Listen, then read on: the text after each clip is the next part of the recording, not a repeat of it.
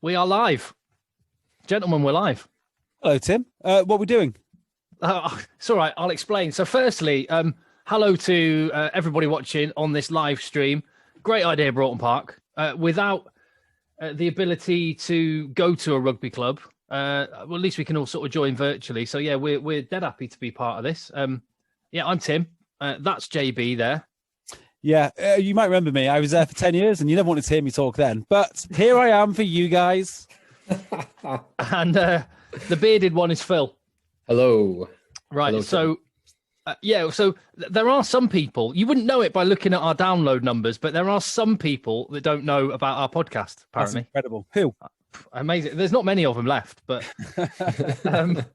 but yeah, we do a podcast which goes out everywhere you can get a podcast. So if you don't listen to our podcast, get listening to our podcast. It's called Egg Chasers, and we started it 7.5, 8 years ago. 9 years when after JB and I met at Broughton Park Rugby. That's true. I remember this. It was pre-season. You came down, big old fella, big broad shoulders. This guy can play a bit. Really disappointingly weak at wrestling, and then you whinged about your shoulder not being quite right. Yeah. But yeah, really not the best wrestler, Tim. I'll always remember that. I'll take that. I'll take that. So, and we all live or did live in Chorlton. Phil moved out to the suburbs and swapped all the bars and restaurants and stuff in Chorlton for a garage. Yes, that has virtually nothing in it. Well, he's got a load of firewood as of today. Nice. Restocked with a meter cubed of firewood.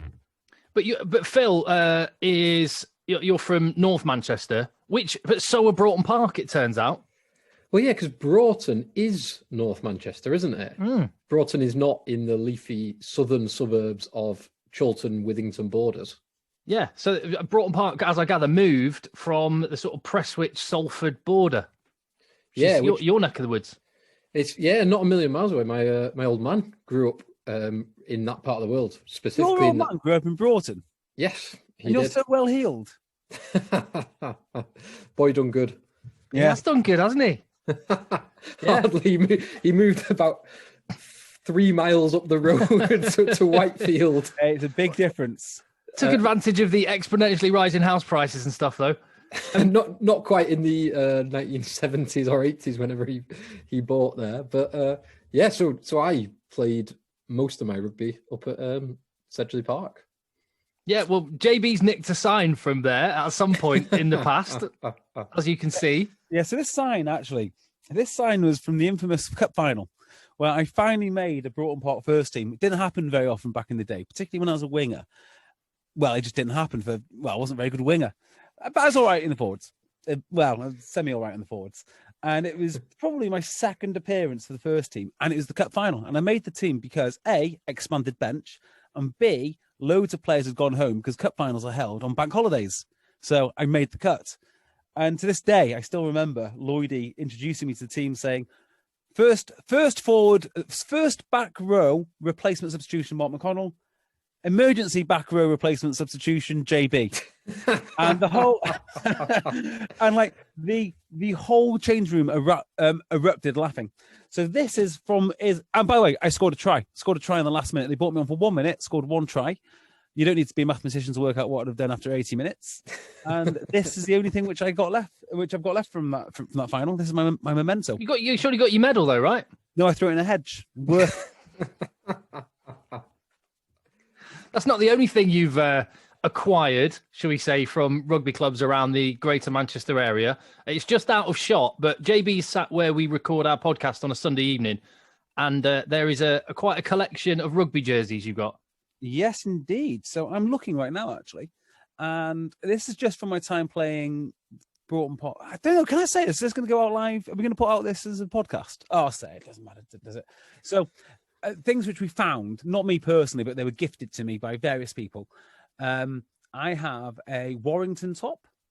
I've got 3 limb tops. 3? 3, yeah. You're just being greedy.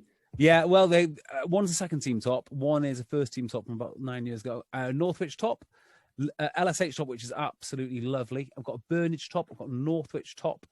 I have got an Old Winians top, Wigton top, Gosforth when we went on tour there. Someone gave me one of those. That was very kind. And the reason I had to stop, Altrincham top. I've got a really nice Altrincham top too.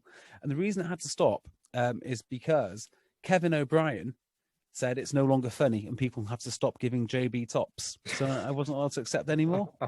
That's unfair. If these clubs were gifting you jerseys out of the goodness of their heart, who's to stop them? It wasn't necessarily the clubs, but I assumed the club had gifted it to someone at Broughton Park to gift to me, you know? So looking at the jerseys behind you, the only one, is that in the middle, RGC? It is RGC, yeah. And I've got an RGC hoodie on right now.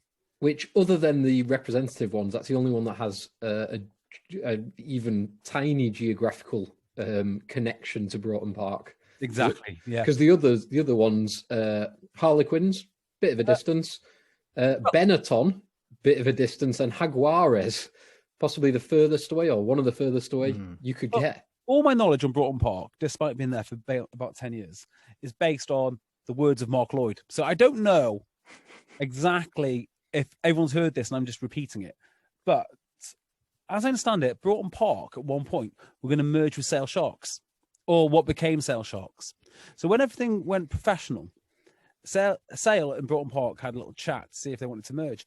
And I don't know who voted it down, but it was someone on the Broughton Park side that voted it down, which is why Broughton Park has remained an amateur club with 5 teams, and why Sale FC for the longest time couldn't even raise a team. And it's only lately, when they've got money, have they been able to go league after league after league. And of course, then there's Sale Sharks, who did something completely different again. But it could have been very different for Broughton Park had certain individuals done different things. So my connection to Broughton Park is the ass fell out of Manchester Rugby Club and they stopped paying people. So I just went, sod it, I'll go to my local club. Good for you. Yeah. And Phil, the connections are, well, you lived in Chorlton for a while, so they were your local club, albeit you were playing elsewhere. But you lived and owned a house with, is he still at Broughton Park playing? No, he's not played for 8 years, Steve Elliott. Has he not? I think he occasionally dusts his boots off. No, he doesn't. Yeah. Why? Threatens he might have a game. So Phil shared a mortgage with Steve Elliott. I mean, he came through that. I did. That was, looking back, it was a ridiculous decision to buy a house with him, partly because he's a totally ridiculous individual, but also, have my credit indelibly tied to him, because we also had a joint bank account and a joint mortgage, which it all worked out for the best, but retrospectively it maybe wasn't the smartest idea.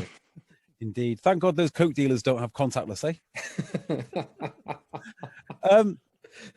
That definitely can't go out. Just edit it. Got to put that on the podcast.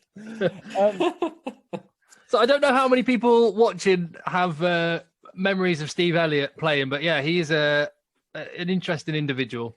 So, very, very good player. Oh yeah, really good player. Great player when he's not pretending to be concussed.